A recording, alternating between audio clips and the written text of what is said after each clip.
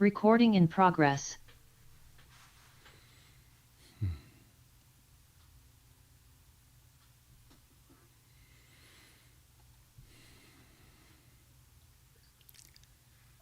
Good morning, dear Dharma friends. Good morning, Robert. Good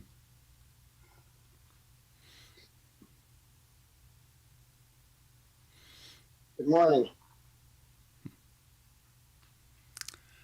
Well, over on this end of things, I was just listening and thought I was broadcasting me and Bobby McGee with Janis Joplin. But then no one was even moving, so I realized, oh, right, not all the buttons were pushed.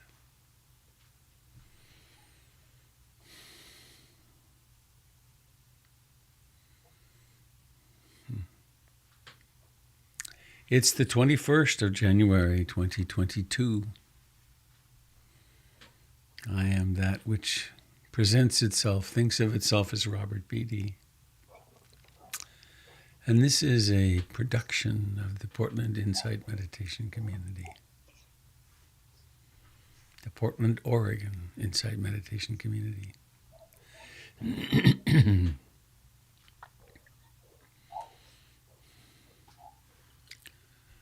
I'm in a somewhat altered state this morning.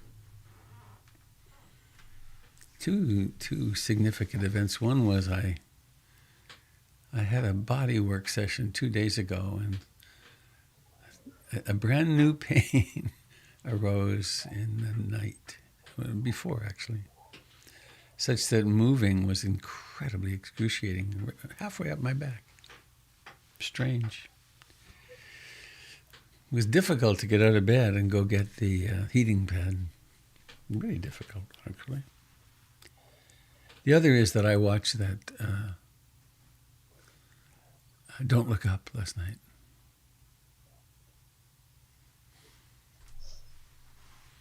It's comedy, sort of.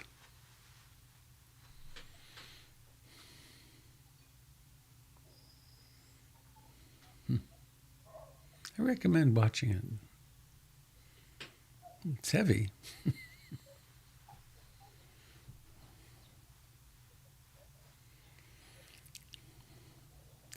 It's the kind of movie that makes me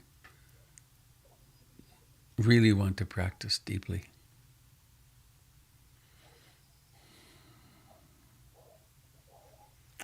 So let us join together as we do, or the beautiful way that we do. And here's an often repeated little admonition, I guess, sort of a prayer, from Pir Vilayat Inayat Khan, who's the son of Hazrat Inayat Khan, who brought Sufism to the West. In the Sufi tradition, there's a saying, overcome any bitterness that may have come to you because you were not up to the magnitude of the pain that was entrusted to you. Like the mother of the world who carries the pain of the world in her heart, each of us is part of her heart and therefore endowed with a certain measure of cosmic pain. You are called upon to meet it in compassion and equanimity instead of self-pity and despair. The secret: offer your heart as a vehicle to transform cosmic suffering into love. In the Sufi tradition, there is a saying, overcome any bitterness that may have come because you were not up to the magnitude of the pain that was entrusted to you. Like the mother of the world who carries the pain of the world in her heart, each of us is part of her heart, and therefore endowed with a certain measure of cosmic pain. You are called upon to meet it in compassion and equanimity, instead of self-pity and despair. The secret? Offer your heart as a vehicle to transform cosmic suffering into love.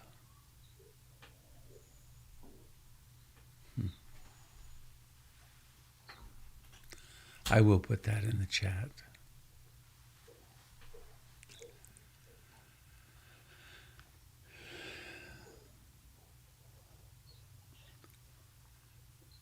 So the question arises, do I dare to wake up?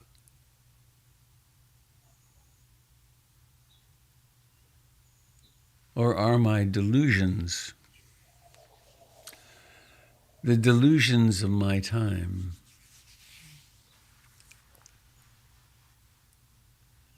more powerful for now?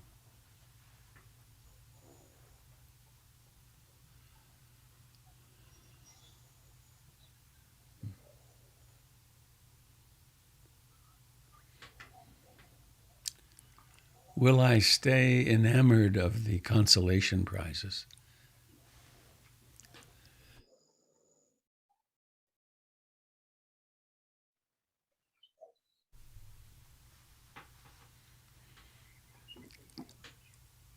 Or will I wake up?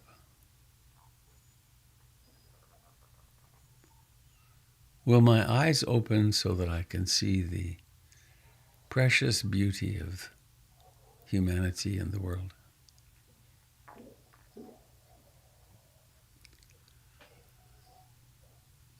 One of the cinematic skills, or the masterful ways they used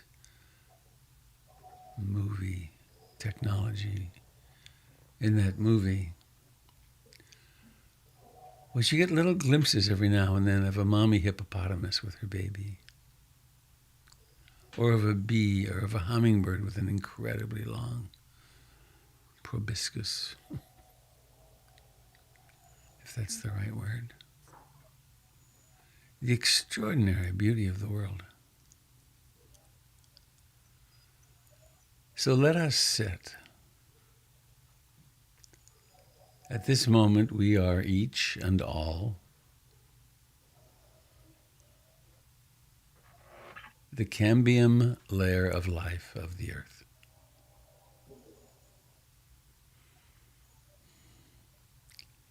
This consciousness, this breathing that's been passed down now for a long time,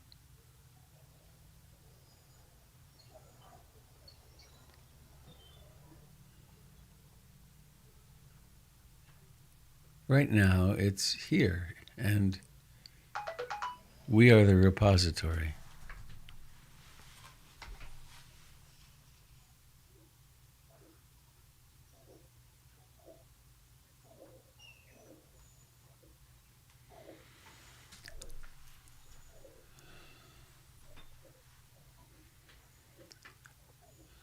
Notice, please, there is a body.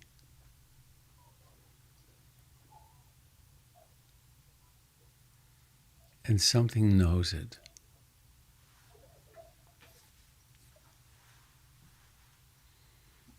Something knows it.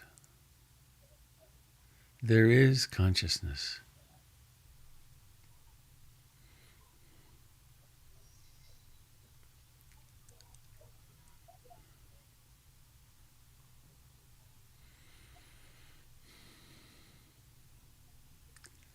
The body breathes and it is known.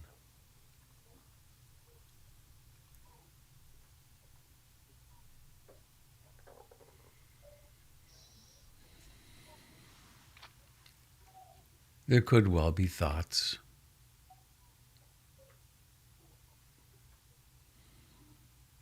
They too are known.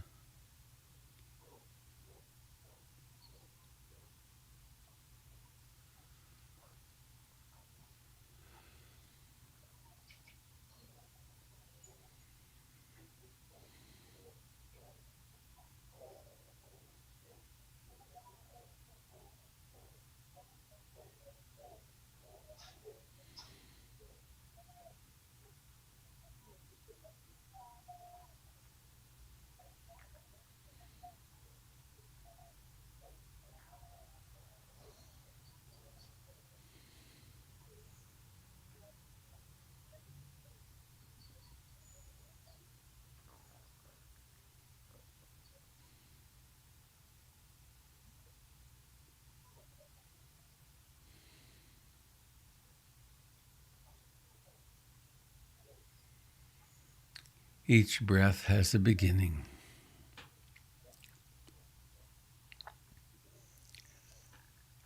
And we can respond to that by saying, of course, well, I've seen that. What's next?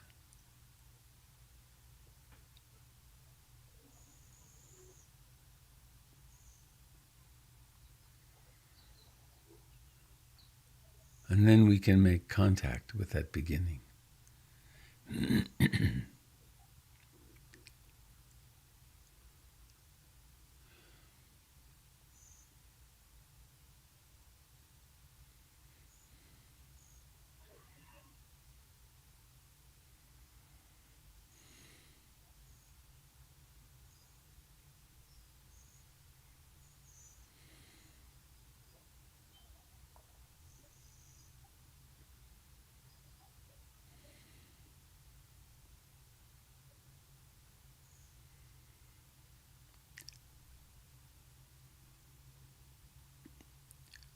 We work with two incredibly potent mental factors.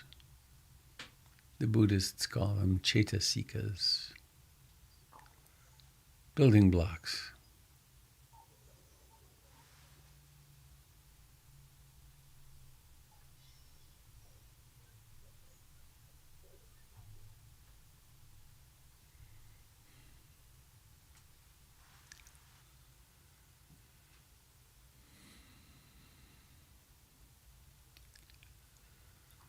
One is mindfulness.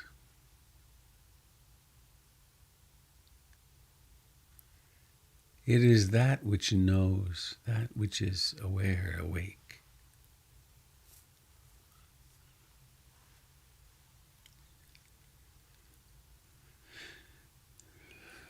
Another is concentration. The ability of something, of the mind, to focus on one thing at a time and stay there.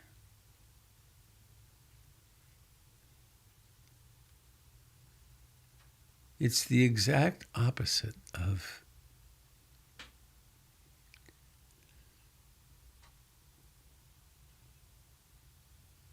modern app technology, where there's always some new stimulation. It's, instead of that, a diving deeply into one phenomenon.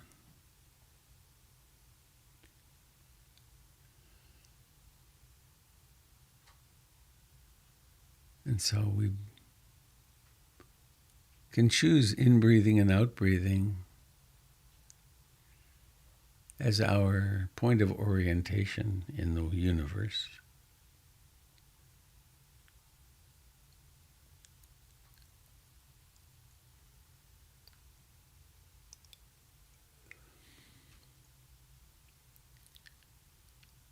And then we climb into in-breathing and out-breathing as one would into a hammock.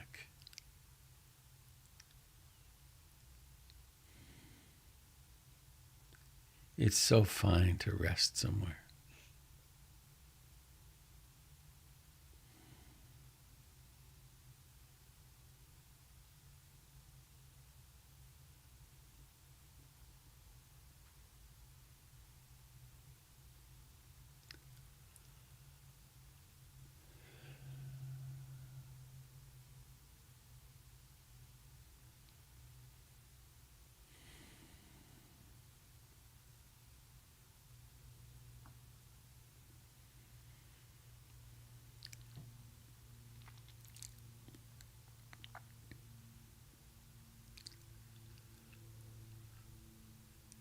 If the mind has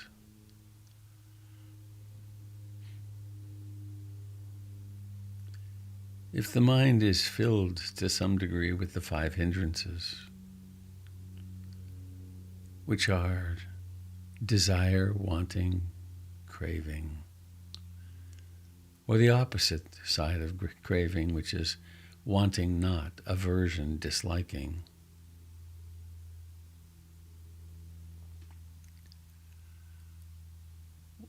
Or if it has restlessness, if it manifests restlessness, agitation, worry, remorse, thinking our way to solving the problem, whatever it is. Or if it is in sloth and torpor, sleepy dullness, not aware, not awake, or tending that way.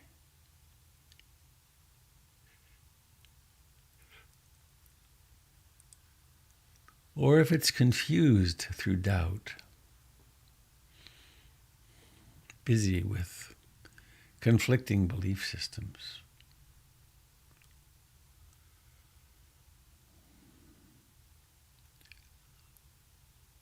Or if there are strong emotions, or weak emotions for that matter.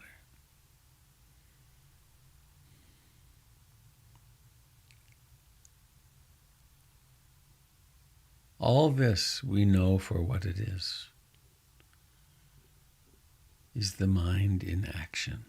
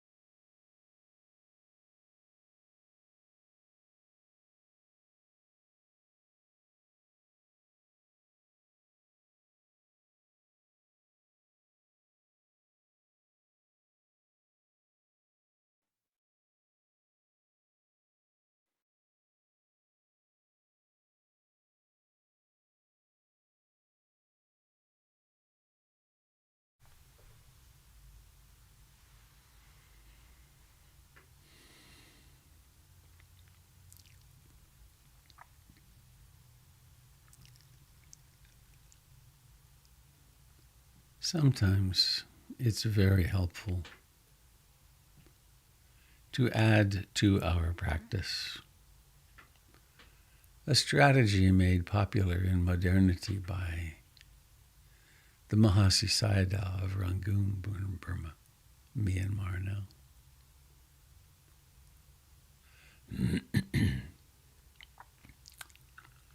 In this practice of noting, we engage the cognitive capacity of the mind, not to think, but to name, to point. And so we might name sitting, sitting.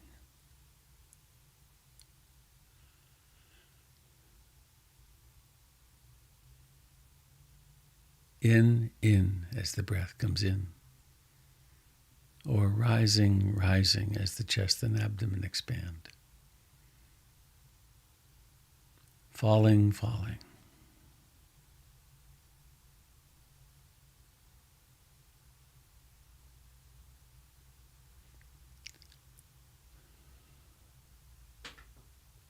And so there is a linking of one breath to the next in a cognitive fashion, rising, rising, falling, falling. Wandering, wandering. Returning, returning.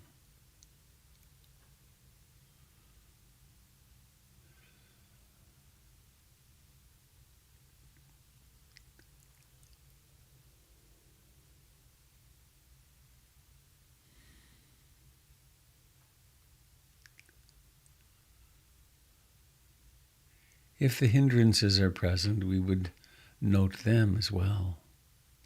Wanting, wanting, wanting. Disliking, rejecting, disliking, aversion. Restless, agitated, worried, restless, restless.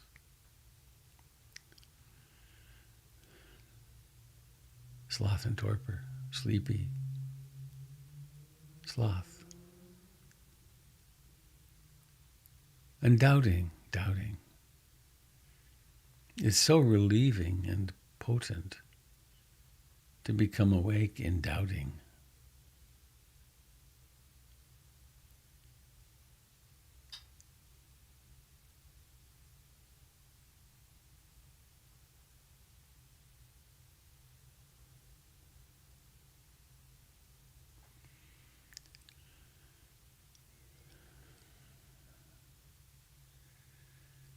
This is particularly useful when there are repetitive, perhaps personality structures, habits like worry or self-hatred or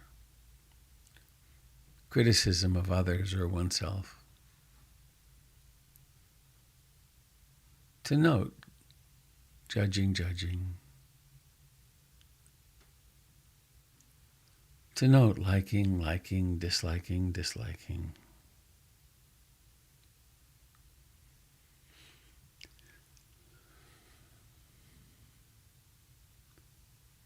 And all of this reveals itself through simply orienting toward in-breathing and out-breathing with a willingness to be awake to everything.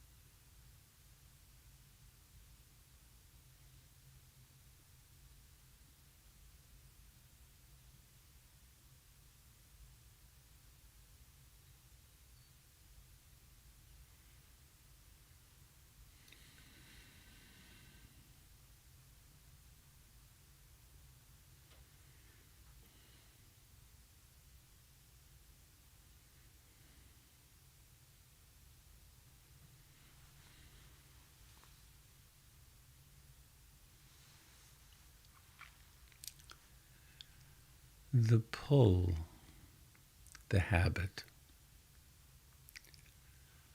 of remaining in the trance is very natural.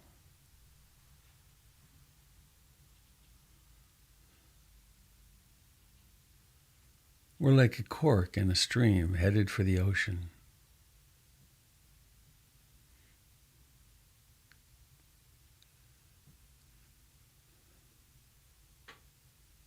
To get one's feet on the ground,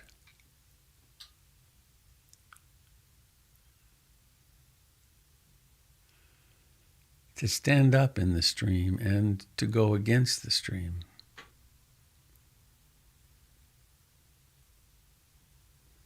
is what the Buddha called the practice of awakening.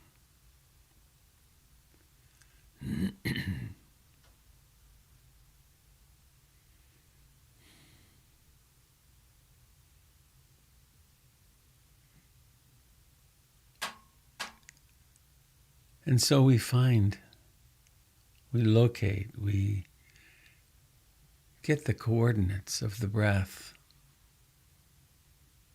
This breath right now.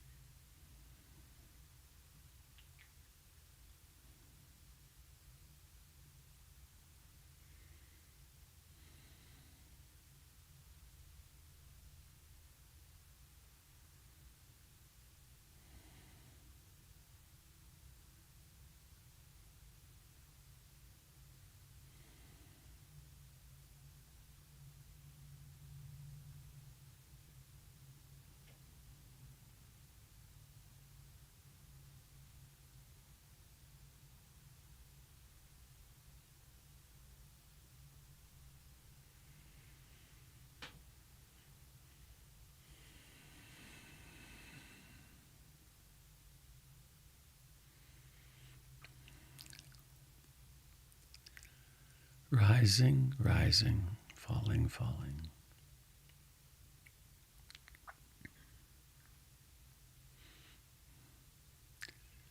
There's another strategy which is time-honored.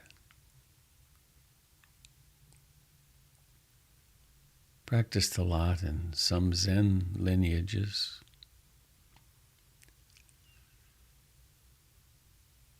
And in that one counts the breaths. Breathing in 1, breathing out 2.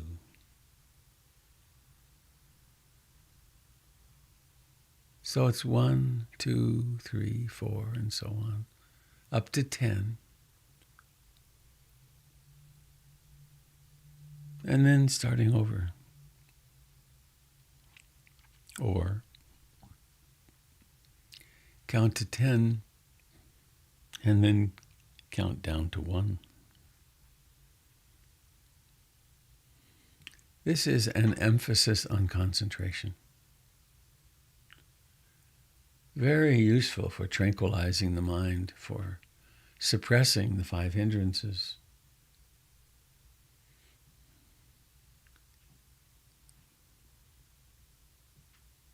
It's a strategy, an interim practice, a way of creating some ease. Very useful.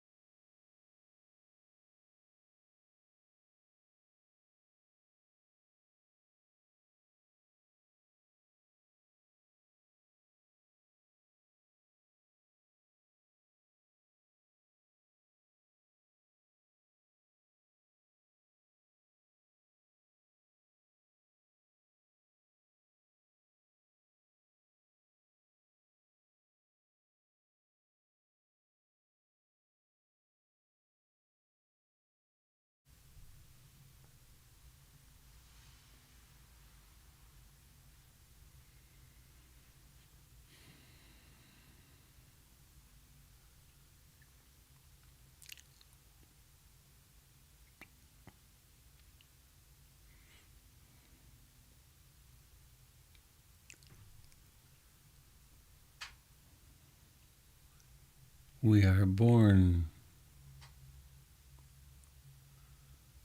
with a great deal of development to go before we can make our way in the world.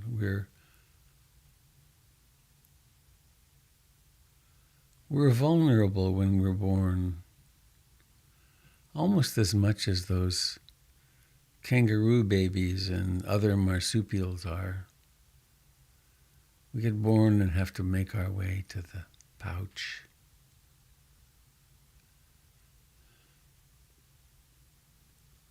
Along the way, we get some injuries to basic trust.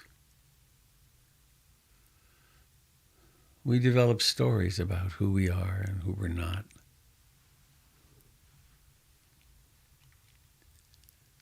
Our parents do their best. We as parents do our best. And the very design of human consciousness and body results in creating a lot of delusions. We warp who we are in order to survive our childhoods.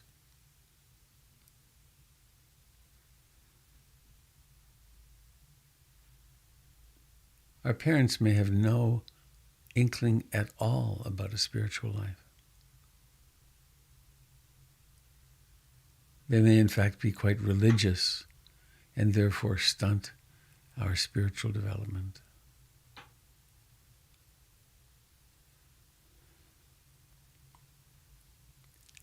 And then there's now.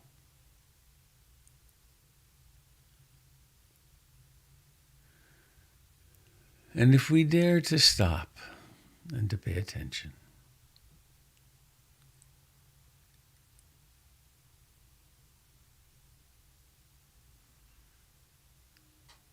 we can cultivate a very loving, compassionate attitude toward ourselves. And, by example, all beings. It is my intention, in this moment of practice and throughout the day, I aspire to love and accept myself exactly as I am. It's a big statement. I aspire to accept myself and therefore reality exactly as I am.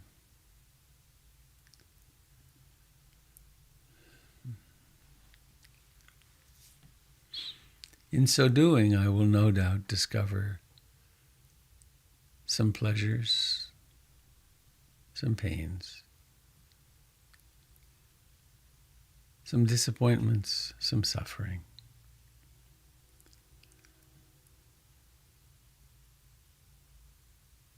Whatever I discover, I aspire to hold myself in sweet, kind, patient compassion.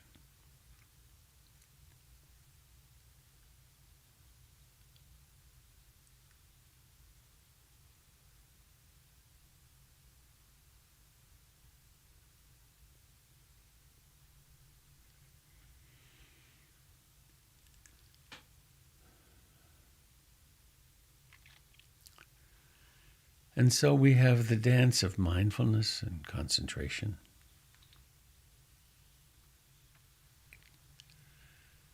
And woven into this beautiful fabric are love and compassion.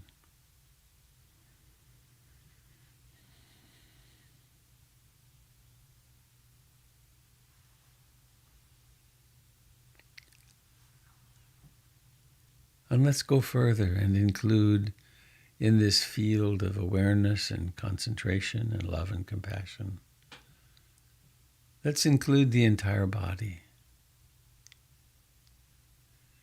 It breathes, it's in contact with the chair. There's life in the hands, in the face.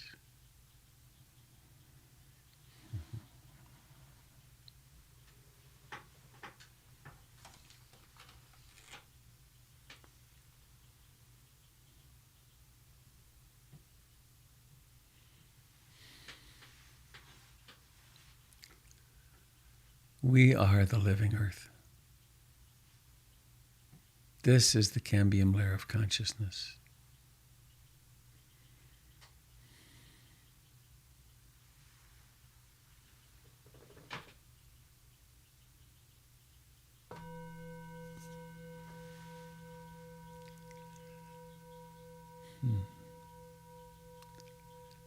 May all beings everywhere share in the merits of our practice.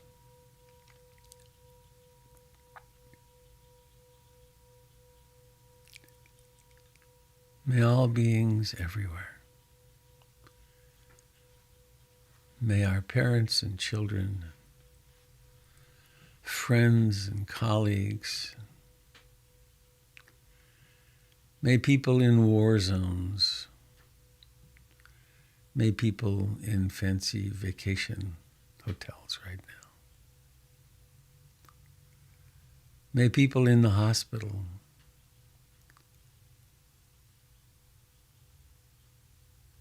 may our healthcare workers all around the world share in the merits of our practice. May all the Uber drivers, may the people in the war zones,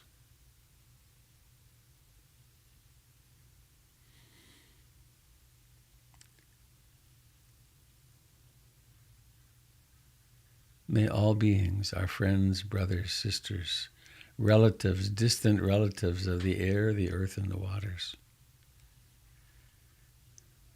may our practice assist everyone.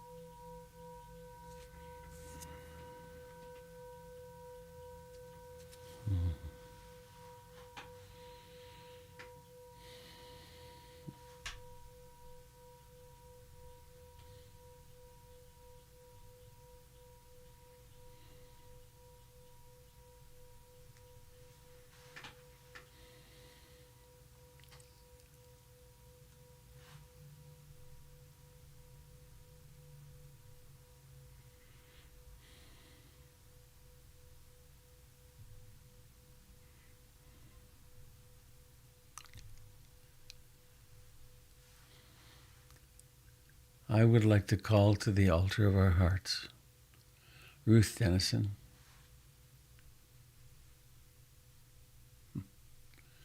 my Dharma mom, and let you know that the new rendition of RuthDennison.com is live. RuthDennison.com. I took this picture in New York at a teacher's conference. This is Denise.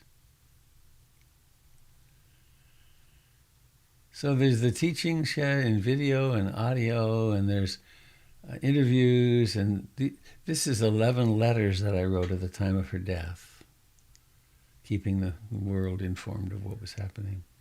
And there's a wonderful photo archive. Ruth had a laugh that was... I hear her laugh in my laugh sometimes. I think I modeled it on her. And this was the day of my Dharma transmission at Brighton Bush. Lots of pictures and things to listen to. So I invite you, remember your teachers.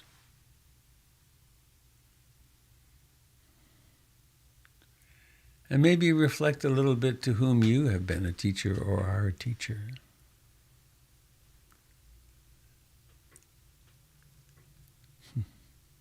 We're all passing down the precious flame of consciousness. And then I want to be orderly. Kind of wish I'd thought of this a while ago, months. Here is the PIMC homepage, portlandinsight.org. And tonight, for Friday, starting January 21st, Candle is doing her restorative and rejuvenation circle for women and all who identify as women. And I guess I'll just invite you come to check this out on the website. There's also Doug's basics of mindfulness, which you've not done. I highly recommend. He's been doing it for years, and it's very powerful. This is past. There'll be another one next month. The Qigong half-day retreat. This is a spot where you can sign up and let us know that you're available to help as we're moving in, and also building the volunteer structure for afterwards. The plan, we're not going to open till after the middle of February at the earliest because of COVID, and also I am leaving on vacation on the 5th of February till the 19th. I'm actually going to try to take a vacation and leave all work behind. This is a list of all our online gatherings. It's a marvelous list. And this here you can use to donate to support your Dharma Center. And I think that's all I want to. There's our this statement regarding social justice and support. And I guess one more thing I will remember, it's not up here yet. It's hard to get everything up. On the 1st of February, please save the date. Our Diversity, Equity, and Inclusion Committee invites everyone who wants to come to join the conversation of how do we make PIMC, how do we cultivate a PIMC which is really welcoming to all people. I know one way that the shorthand that I'm using for myself is in this privileged role, ultra privileged role that I have. How do I hear the quietest voice? How do I empower, even that's the wrong term, but how do I let there be room for the quietest voice, for the most estranged person? So anyway, we're going to have a conversation that evening, and Kat will share her PowerPoint presentation, which is the information we gleaned from 170 some people who responded to our Diversity, Equity, and Inclusion questionnaire. And we have what we call a DEI statement to share. And we're really looking for feedback and participation. So meetings are a pain, aren't they? But this might be a useful one to attend. So, that said, all of that, is there something you would like to share? Is there something in you that wants to be shared, that has a life of its own, perhaps?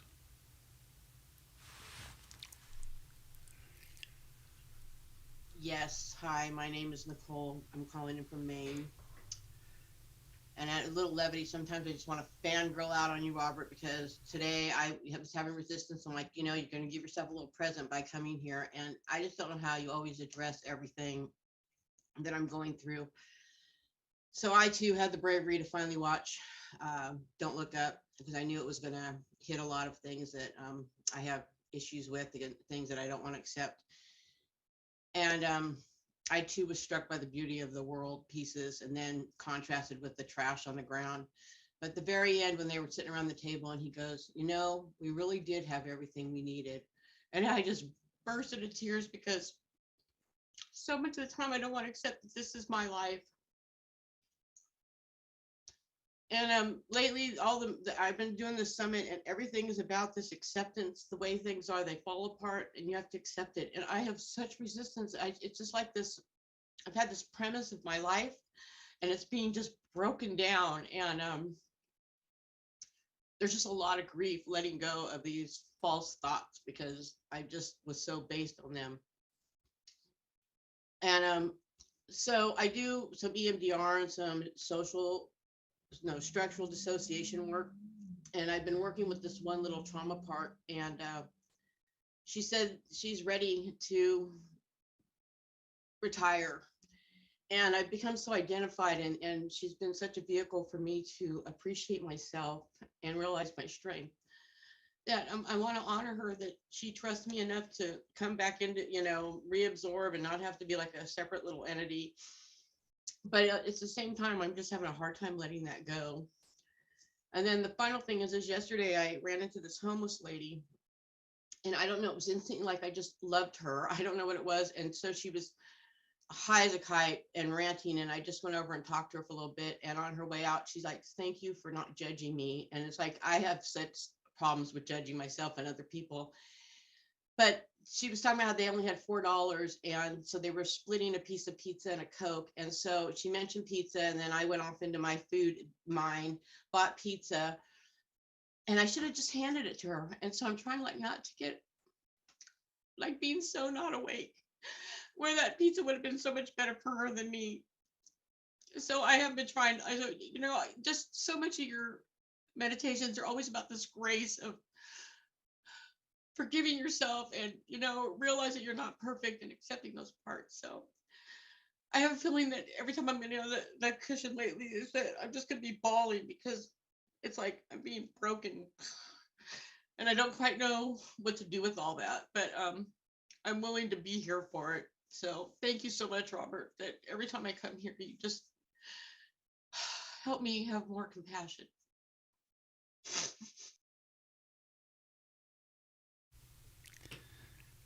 Wow, thank you, Nicole. I don't think you need to figure out what to do with it. I think it's doing itself very beautifully.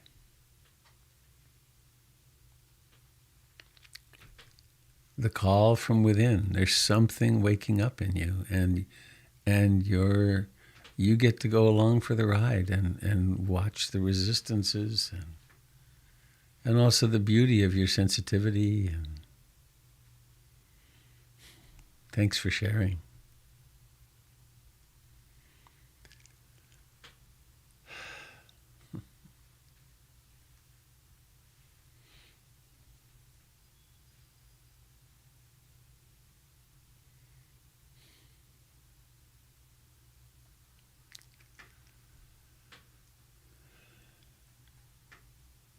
I was recommended to a book once.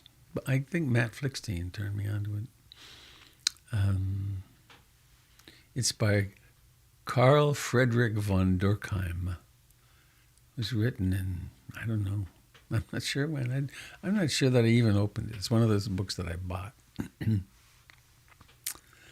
But somehow I've learned something from it, because his premise is, the title is The Call from Within. And most of us, I certainly have this much of the time, is that, well, Robert, I'm making effort, and it's my job to practice this and that and to purify consciousness, and it's my job to make it happen. And there's quite a different perspective, which is, it's just happening. Peonies come up in the springtime, and it doesn't look like anything. There's lots of green, and then this ball comes up, and it's like a little tight little thing. And then the ants come, lots of ants come, and they eat the wax off it. And then all of a sudden, one day to the next, it goes.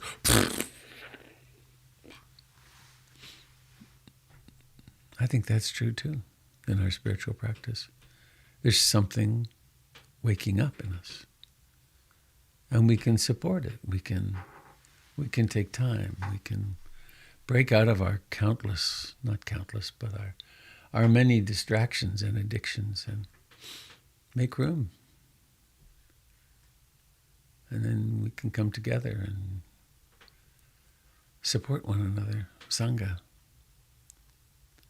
So thanks, Nicole.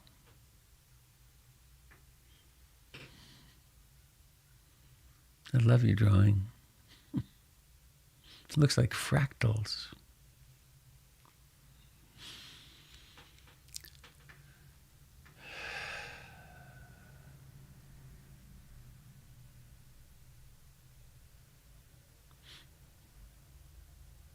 Morning.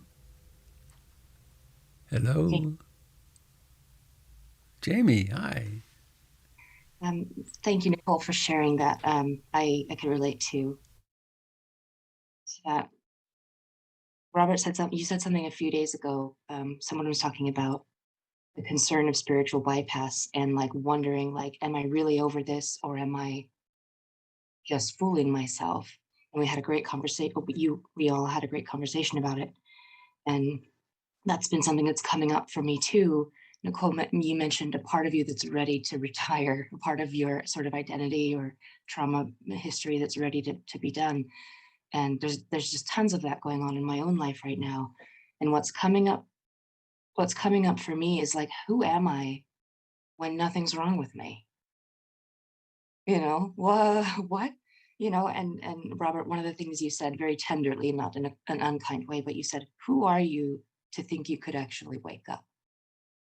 You know, and that just hit me like a ton of bricks, like that goes along with like who even am I if everything's okay, if I'm, you know, if I'm not identified with these things that have always been building blocks of me. So that's just been a lot on my mind lately. So thank you. Mm-hmm.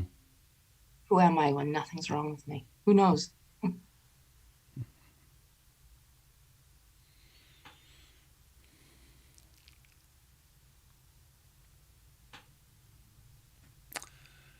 Yeah. And when we grew up in a family where there was constant tension, where the pain was not being managed well by the grown-ups, or where there was not enough food, or there's all these possible stressors. And then when we're not in that context anymore, the habit of feeling certain ways is very deep in us. But then mindfulness comes from so deep.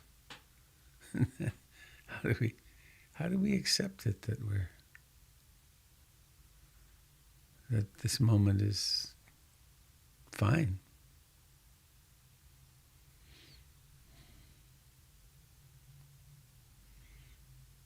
Thanks, Jamie.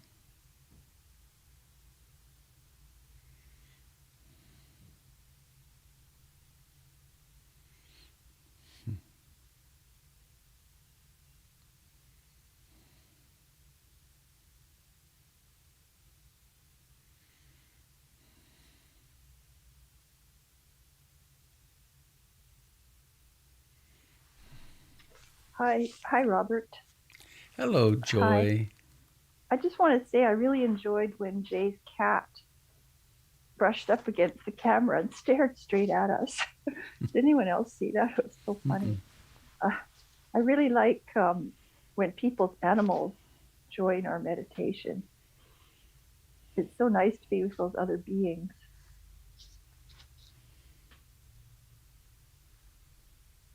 Thanks, Joy. That's all. Thank you.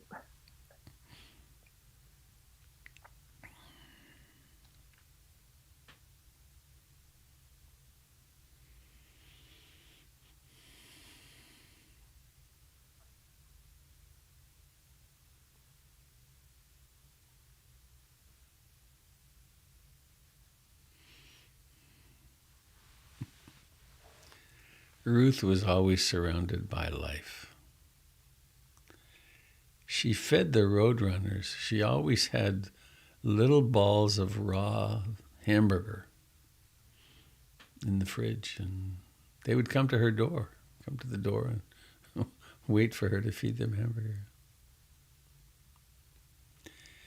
And about a year, I guess, before she died, maybe a little more than that, we were staying at a spa together in Desert Hot Springs. And we had some takeout food, I think. I can't remember, but there were a few little scraps of lettuce left over. And she insisted that I take them out into the desert and give them to the animals. And it was less than a third of a cup. And the same was true at Dalmadina, and it's in the high desert. And so all the gray water from washing dishes and so on, everything was used on the planet. She kept the place in the desert during a long drought. The drought in the Mojave Desert it's just going on forever. There was a break the last year, but anyway, she was always surrounded by there were stray dogs and stray people, and life. Very sensitive to life. She always had dogs too. I mean, her own dogs. She loved dachshunds, and she actually had some serious conflict with the Insight Meditation Society when they. I can't remember. I don't know if they succeeded or not, but they tried to have her not bring her dogs to the retreats. And I think she told them, if my dog doesn't come, I don't come.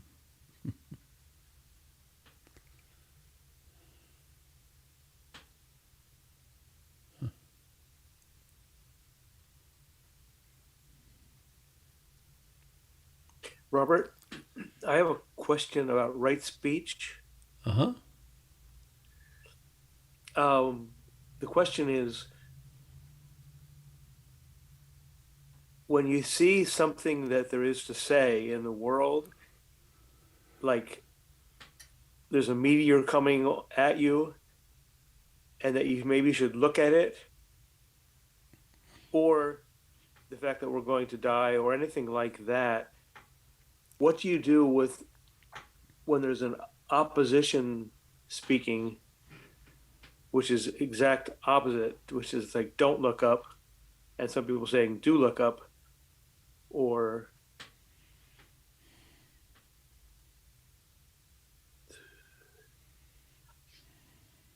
just how to address, how to speak through into compassionately with that opposition. Boy, that's a Any question golden around answer? a lot of dinner tables right now, isn't it? In a lot of families. And well, I don't know. I can tell you what I try to do, which is to be loving of whoever it is that I'm in opposition with. And, the Buddha's guidelines, when you're going to speak, is it true? Is it kind? What's the intention? Is the intention healing and connection? And is this the right moment? And one thing I'm sure of, because I've tried it any number of times, arguing is pointless. So I don't know if that's any help, but there are splits in families now that are very similar to what happened at the Civil War.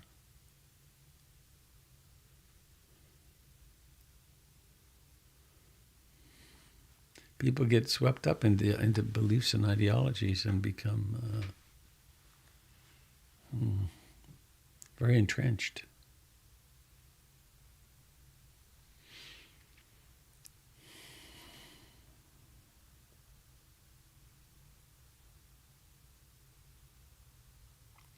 Thanks, Had.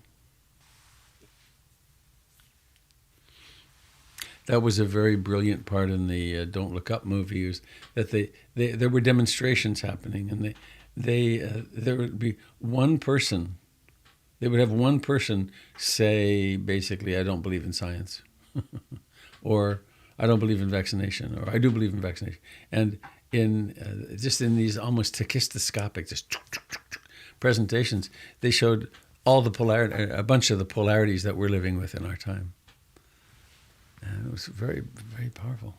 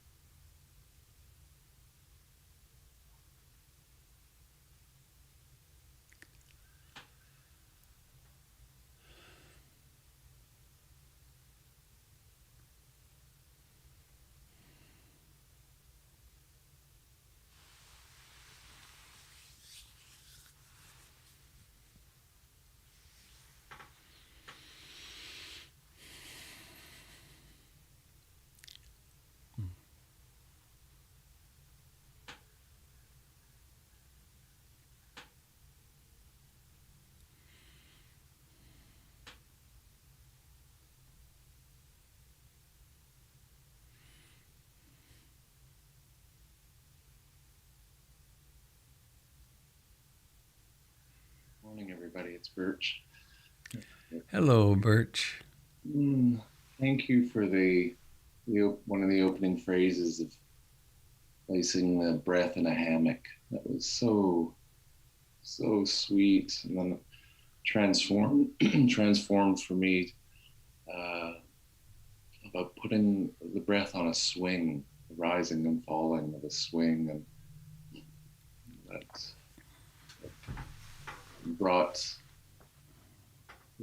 a quiet joy. I remember last week you talking about the Hafiz poem about building a swing in the backyard, and I think I might just take that on. It's so sweet. And it gave a rhythm to the breath, and it really supported attention on the diaphragm. Often the jaw and the diaphragm have process so much of the world, these two places in the body, it seems. And it's also allowing that, and then bringing it back to the hammock, which was, of course, somewhat more subtle and more tender in a way. And this really helpful. It's had a little a shock of finding out our doctor is closing down his practice. And oh no. Finding out in Victoria, a number of doctors are choosing to close down their practices too. They're not retiring. They're choosing to let go. In part because we can imagine many different reasons, but in part because the system's evolving. They can be some Canadian doctors are deciding to have telehealth with American patients because they could make more money.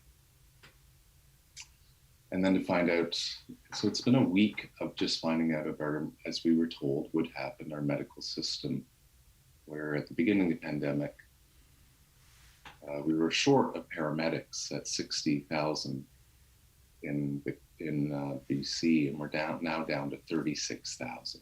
Wow. So it's, and again, I'm so grateful you referenced this film. There's just a sense of not wanting to go through any of life alone anymore. Like that delusion is certainly crumbling with the changes in the planet. So this practice is such a clear and necessary rudder. So it's amazing as things get more intense, the intimacy of this practice becomes ever more important. So it's almost like it's in tandem at such a level that the mind does start to wonder what is real, how much of this internal and external, how much does the internal create the external create the internal.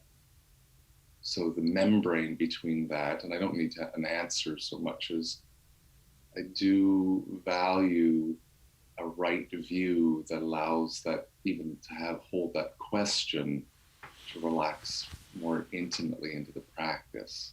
Does that make sense? Absolutely. Yeah. So I'm just feeling such deep gratitude to all of you. And I'm glad to be on this ship together, weathering these storms. So thank you. Thank you, Birch. Good morning, Robert. Good morning, Sangha. It's Joe. Hi, Joe. I wanted to just express that and Birch, I think you triggered it, when I get caught up in the world and I'm starting to get wrapped up in all these externals and where I fit in it, and then all of a sudden a butterfly will land on my finger. And in that breathless moment, I forget about all the external, and I see exactly in that moment how life present is perfect and everything's kind of fine. And it just sort of almost like reboots me into paying attention to right here and right now and the beauty and the love. And it's like this joy sings out from your heart and you're like, oh my gosh, oh my gosh, oh my gosh. And then it flies away. It's almost like you get reset into equilibrium. rather than being faced with the overwhelming nature of out there. You bring it back in to the inside, to the heart, and you're in balance and you're in the moment again. And you just, no one else saw it. It's just this one moment where, boom, there you go. Remember where you are and who you are and how beautiful and wonderful life is, you know, and it's all right here for you. So I love those moments. They don't happen often enough, but I know exactly what you're talking about when everything around you is kind of not in harmony and cacophonous, for a good word. Thanks, Joe. And yet then it all tunes up. It's like all the instruments tune up and the wind and the time and love just kind of surround you for a brief moment. And I love those parts of life. And thanks for reminding me of that. Thank you, Joe.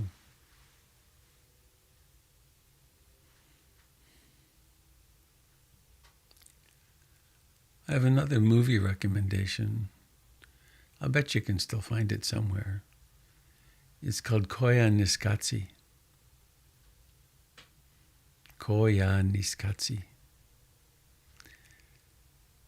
There's no words, there's no dialogue in it until at the very end. There's three people speak, I think, of one of them, or maybe it's not even someone speaking, but it comes up on the screen that Koya Niskatsi means life out of balance. And it's a remarkable film. Video of the world.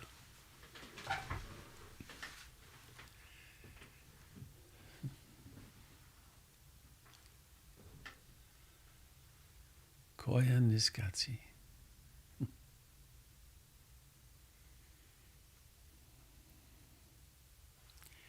Well, dear friends, it's 8:15 Pacific time. Is there something else that really wants to be spoken? Shouted? Brandished?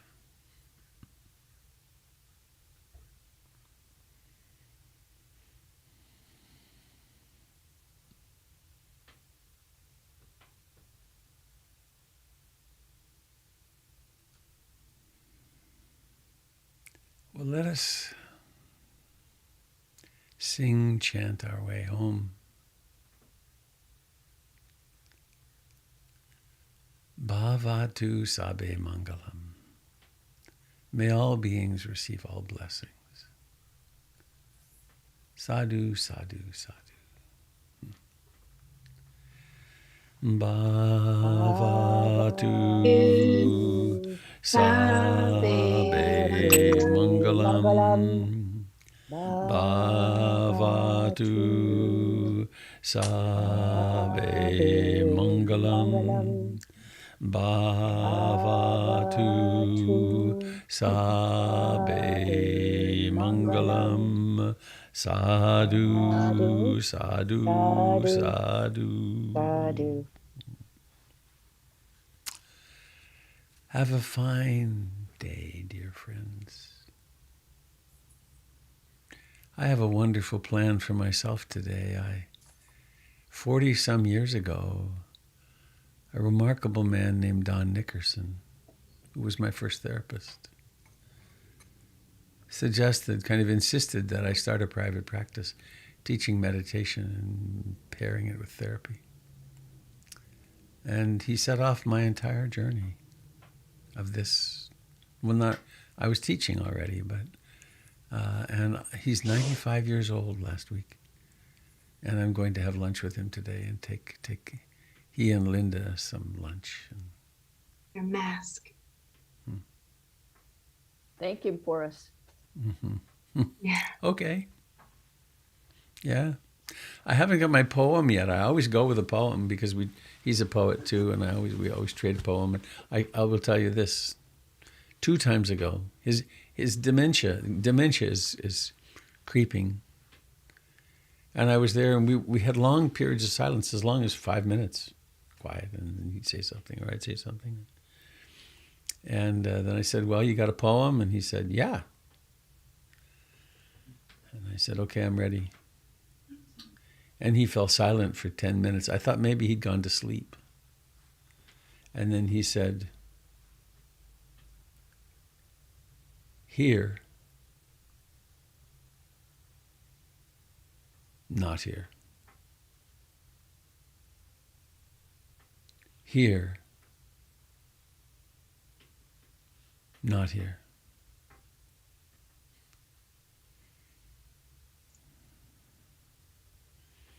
Just it. So, here,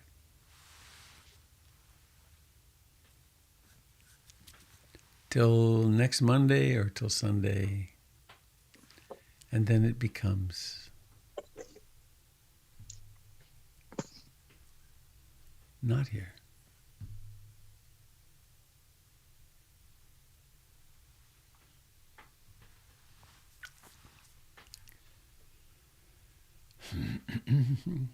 Goodbye, dear friends on Facebook. I'm going to try to get this camera fixed so that I'm not looking off to the side all the time, but somehow or another it's not working, and it's hard to have time to get the text.